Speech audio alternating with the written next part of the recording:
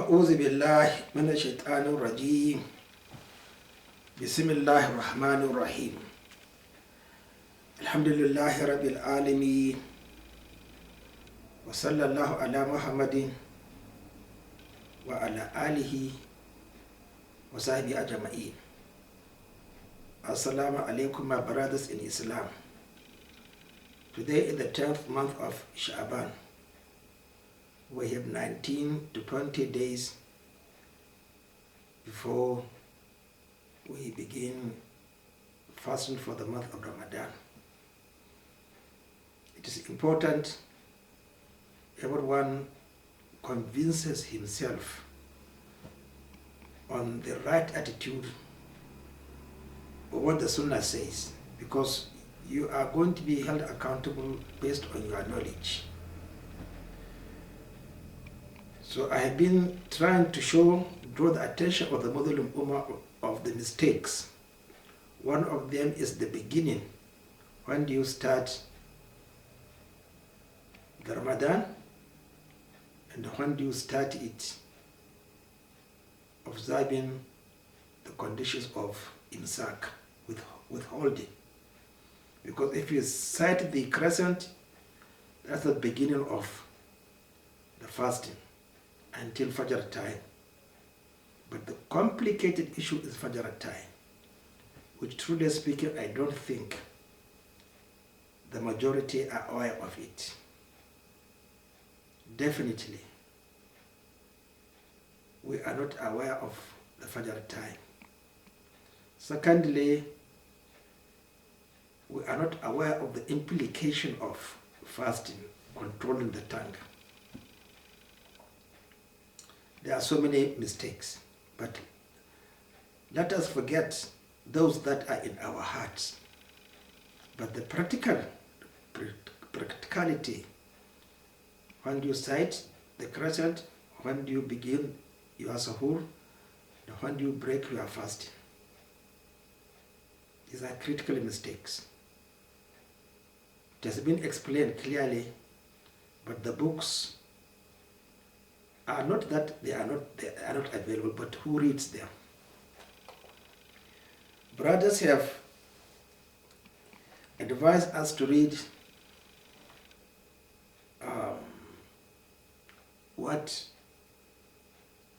Sa'idi wrote around 46 years ago, now actually compiled and made into shuruh by a scholar, most likely in Saudi Arabia, Salih ibn Abdullah ibn Hamdul Usaymiyu. Very beautiful presentation about 3 years ago. But unfortunately, it is nothing but regurgitation. Whatever he wrote is available, and his shuruh, sharh, is not in actually what we have failed to understand. Because our problem is, how does astronomy agrees and explains the crescent sighting? He didn't explain it. I think our brother Yusuf in California tried to explain, but still, I don't know whether he's a physicist or mathematician, but still, you have to read the Sunnah to fit science into it, or to fit science into it. Now, he actually said mistakes. He learned definitely outwardly. Mistakes that he realized, ilam bil akhta tabaiya wal isdirakat on iftirahat, established, seen, and innovated. So it's a very good book. So what I'm interested in is on the 6 items or the 6 conditions that actually invalidates fasting. Then he mentioned a book, Nurul Sabairul Wat Albab, said that some people argue that besides those 6, there is no way one breaks his fasting. فلا دليل على فطر به. There's no argument, there's no proof. He said, like using ihtihal, okay, putting dye on their eyes. Then he argued, what is the meaning of فلا دليل على فطر به? أي لا ينهض دليل على حكم بالفطر به. There's no, you cannot produce evidence under any circumstances. But he said, look, such kind of statements falls under 2 categories. There are those actually scholars who actually know what they are doing. But those scholars should be above 50 years of age, with the means, the ability to ensure that they read 10 to 10 hours every day. Reading. Today we can download any book you like. So let us respect what Islam came with, but never emphasized what happened in the Battle of Badr. Bring our equals. So please, in Twitter, we don't put our age. But I wished Twitter will request Muslims, please put down their age, so that there will be an element of respect. والطائفة الثانية متفيهقة جاهل. That's our main problem. We don't understand. We are below 50 years in the way. We don't have anything. We haven't even learned Arabic language. We just buy Sahih Muslim, Sahih Buhari, or 1 or 2 books, then you say you can, because of freedom of speech, you are being fooled. You can say whatever you like in Islam. Jahilu. Those who feel that they understand Islam, but they are jahilu.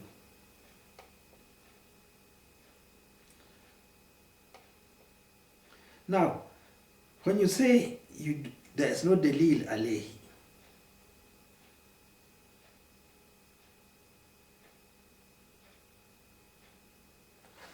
they don't mean that actually there is no evidence, but probably they don't know. They are not actually totally going to disagree, but the problem is that we lack practical evidence. But if they listen, do they actually agree, come back to the right thing? Look at the months, the way I have been saying, the imams in the 2 masjids are innovators. Well, alhamdulillah, most of imams now from Western Europe have stopped showing us their khutbah, which used to take 43 minutes and so on and so forth. So at least I have succeeded in one thing, telling the truth that the khutbah should be short. and there should be only in Arabic language. Although I think 2 weeks ago, I think in London mosques, a brother khutbah was English and Arabic. It's not allowed. And as a brother also confirmed to me that Taqi ad-Din made a research that Salman Farisi never made his khutbah in his mother's tongue. So, but when I checked again, Salman Farisi was in Madain. He died just probably 2 years before the death of Usman ibn Affan. So we don't have sufficient record. But why take it to 32 years? Begin with during the time of Abu Bakr Siddiq, when he sent, I think, Mu'adh ibn Jabal, Abdullah ibn Mas'ud, I have forgotten the third, to Kufa. What? How? Kufa definitely in the center. Because not Arab speaking. So how were they making their khutbah? But silence definitely meant that they never made it but in Arabic language. Or even allowed translation. They are senior Sahabas. They will never innovate. So,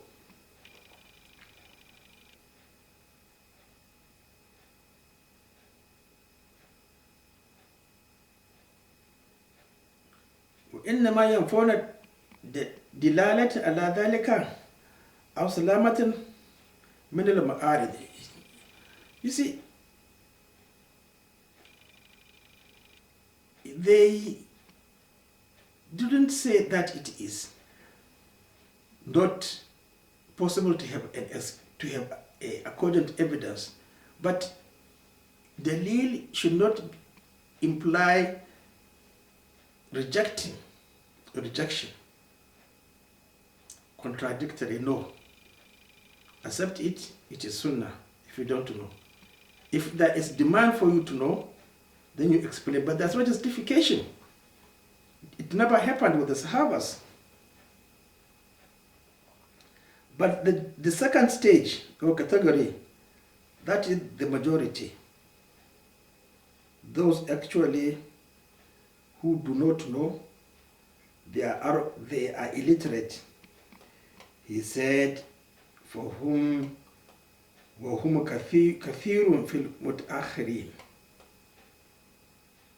فإنهم يزعمون عدم الوجود الدليل أصلا. Well, that is not actually what I meant. The Sahabas are different class of people. The dalil, they know it. Definitely, because in the program, in the documentary, The Message, when the time of prayer was called, a Sahaba did something like this. That is measurement. Can't be the time of Zuhur prayer. So you see the deal. It's there in documentary by Mustafa Akkad. Huzaifa did like this. Can't be the time. So you see, they are taught to calculate, to know the reason behind everything. Asbab al-nuzul. So, udma wujudu dalil asla, it's not practically possible because that's asbab al-nuzul.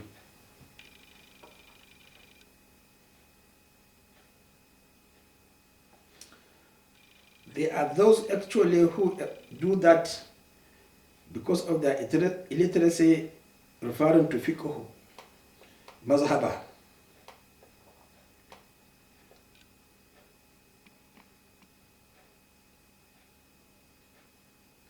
Because fiqh mushtahiratan fi mazhaba min mazahib matabu'atan. Okay? They only read mazhaba and then follow it. لا يمكن مجازفة بإطلاق قول بأنه لا يوجد دليل على شيء ذكر فيها, because they just follow the mazhab adventure, doing whatever they like.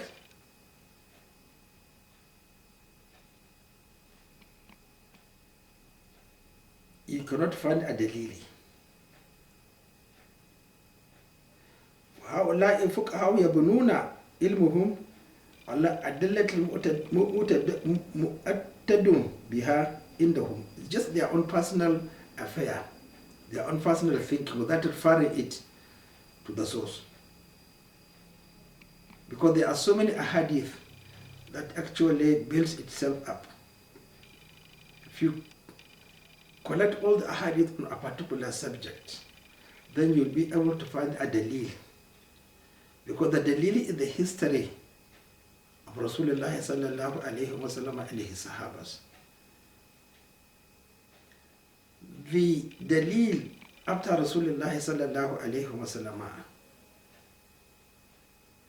does not exist except one or two. And that is mostly in the time of Umar ibn Khattab. But they are not part of the Sunnah. The dalil is in the ahadith of Rasulullah sallallahu alayhi wa sallam. عنده مع إختلاف المذاهب في أدلة المعتد عند هؤلاء أو عند هؤلاء.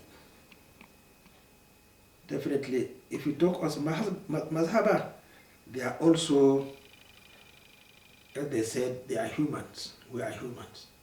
Let us all make our own ijtihad and come to conclusion.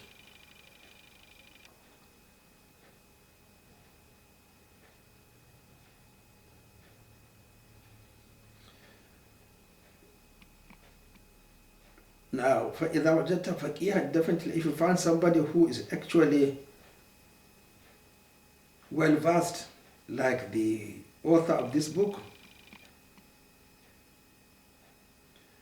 فالمقصود لا دليل عليه نفي ثبوت الدلالة أو سلامة من المعارضة ويحق لمثله أن يقوله. Well, the absence of establishing of definitely, you are assured, you know definitely this is the right thing to do. Burhan, Qati'ah.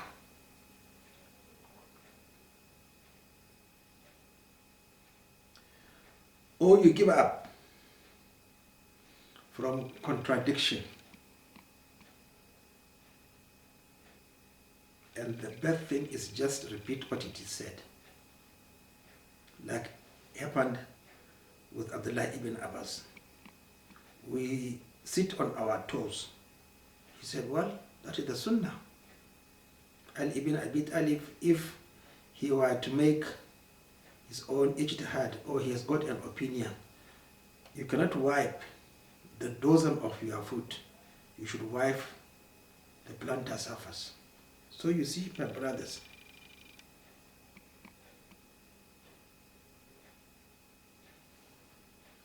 but definitely those who are fond of saying that there's no dalil,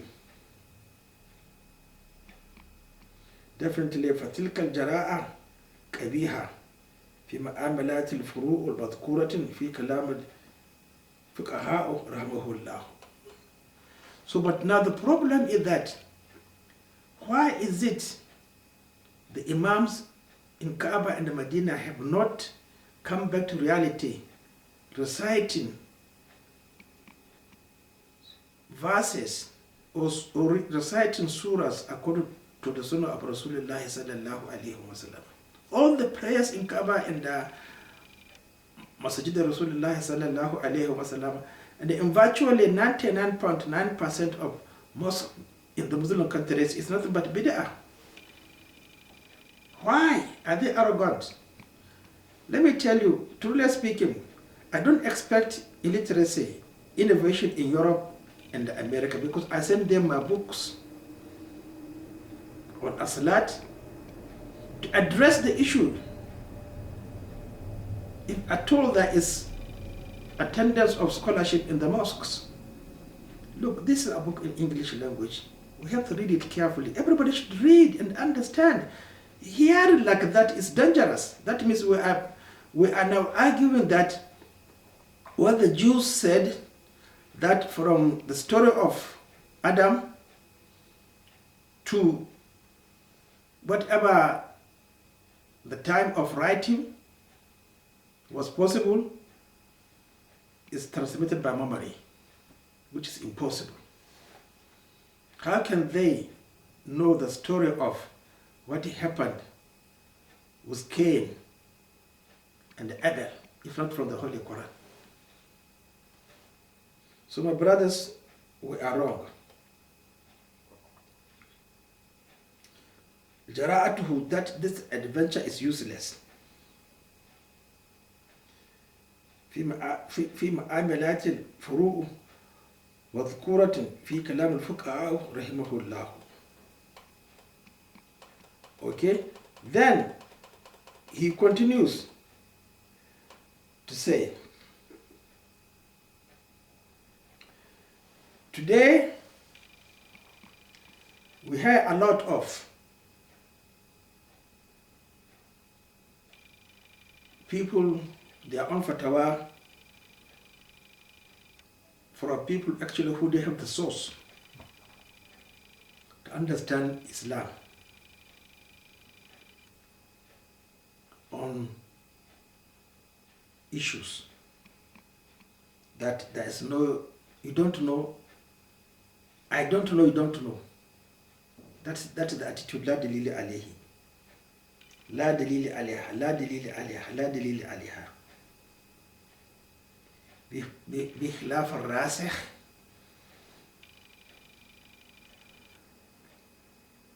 والراسخ لا يقوى على أن يقول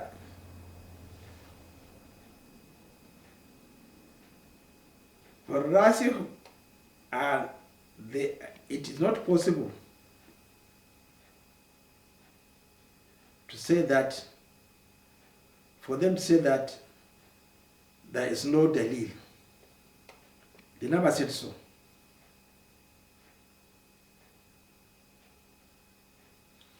في مسألة مشهورة عند أهل العلم لا دليل عليها. This is what I'm saying. What I'm telling you about the time of, correct time of Fajr has been mentioned by Al-Jawzi in his Zad al-Ma'ad, and by Al-Ghazali in his Ihya Ulumuddin, and the other books that say 13 plus 13, 14 plus 14, and exactly describing the time of Fajr in the book of Imam Ahmed, his Musnad. So those are the books. So what he is saying here is, فالراسخ لا يقوى على أن يقول في المسألة المشهورة عند أهل العلم لا دليل عليها. He is referring to me. He Hussein could have known, but he didn't write it. That is the common problem in writing. You know, but you haven't informed, you haven't written it down.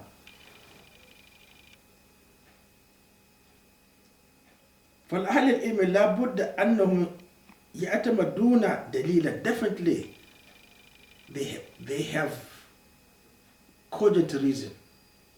They have proofs and evidences.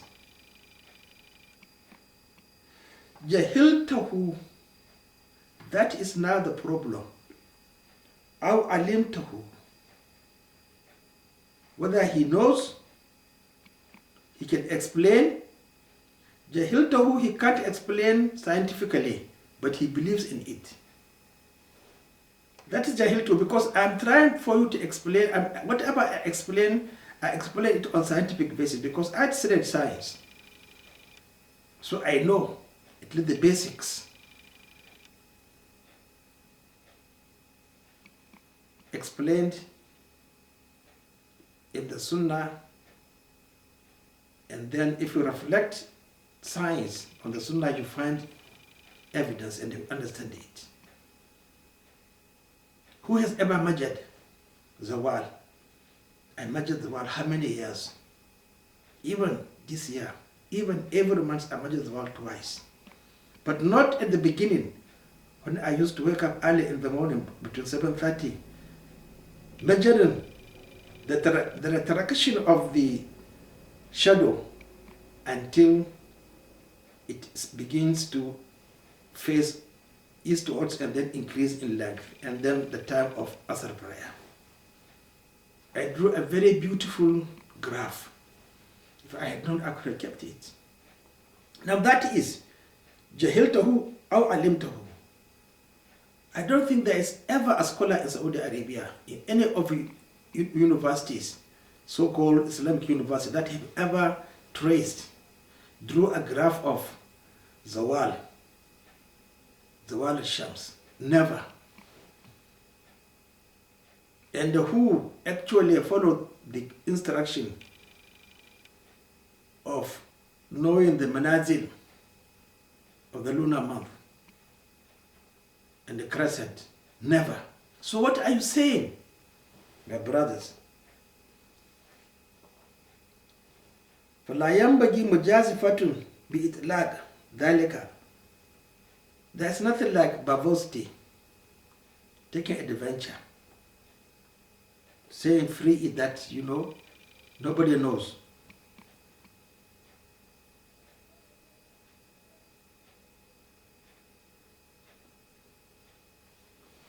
Now, Hanabila, he gave an example which I'm not interested in, that they say that if you enter a mosque, whether the masjid nawa itikaf, قد نجد من الفقهاء من يقول لا دليل عليه وهو يريد سلامة من المعارضة. Okay, he continues, then he said, والأمدة في ذلك ما صح عن يعلى ابن أمية. Now, Yahya radiallahu anhu قال إني لا أدخل المسجد ساعة لا أريد إلا أن أعتكف وساعة هي برهة من الوقت وهي برهة قليلة من اليوم. وهذا أصل قوله وكذا في غيره من المسائل. Now, sa'a is not sa'at, it's a fraction of time. So here he is. They say sa'a min al-nahar. And what is sa'a? Ithna thalatha, describing the time of Friday prayers, and yet you are making mistakes. It's just a glimpse. Burhatun min al-waqt. How long does Friday prayer last, including the khutbah? Not more than 12 minutes. Not more than 12 minutes. But you are taking how many? More than an hour. In the heat of the sun. Now, Ayn Ala ibn Umayyah, who is he? He didn't mention. Now, you are not supposed just to read without knowing who Ya'la ibn Umayyah was. So why is your source of Rashun fil Ilm? Why is your foot? Do you have the books of the Sahabas? Do you have Tabaqat al-Kabir, Kubra, by Ibn Sa'ad? You don't have. So if you check the name, you find that Ya'la ibn Umayyah accepted Islam in the conquest of Mecca. And he died when? Battle of Jamal. So that is Rasikhun fil Ilm, who will give you additional information instantly, or when you ask them. They have the source. So this is what I'm saying, my brothers. You You have to be extremely careful that these young chaps, graduates from Saudi Arabia, with their PhDs, they don't know Islam at all. They don't know what the Sunnah is about. Because it needs practical experience, it needs supervision. Nobody is supervising them. When I graduated medical school, I had to spend extra year supervised.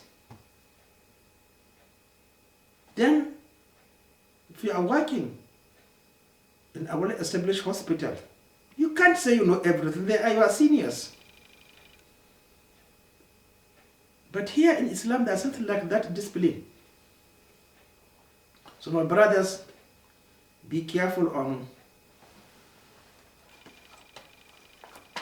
Ramadan. We have been fasting wrongly, not according to the Sunnah. And if you read this book, Ihya Ulumuddin, that is what most of your scholars read and tell you on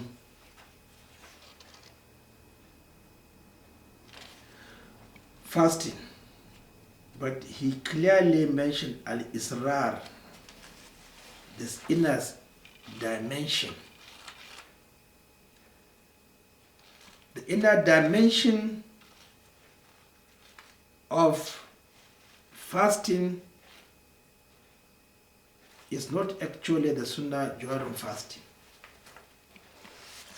And actually, as I will still advise you, the fact that what Allah subhanahu wa ta'ala says along regarding fasting is fast, it is Him who knows what is in your heart. But at least the zahir, the outward, you must comply with them. It's al-israr. And the problem is, as he said, is here what he says, Sunnah Fasita, ta'khir suhur, wa ta'jil al-fitr bit-tamra aw al-ma' qabla salat is wrong. Because who is the narrator? The narrator is Anas ibn Malik, 10 years old. When did he start fasting? Most likely after the battle of Ahzab. But then he was 15 years old. In Medina, under the influence of the Levies. So most likely he was telling us that before Rasulullah sallallahu alaihi wasallam arrived, that's the way they were fasting and breaking their fast. And moreover, there are 2 Sha'bans before Ramadan was ordained. So this is what is meant by Rasikhun fil ilm. Those actually who are endowed with knowledge. They will tell you the truth, analyze it. Then it's not for you to accept it or refuse, but at least you have the conviction, you have the evidence. So my brothers, be extremely careful.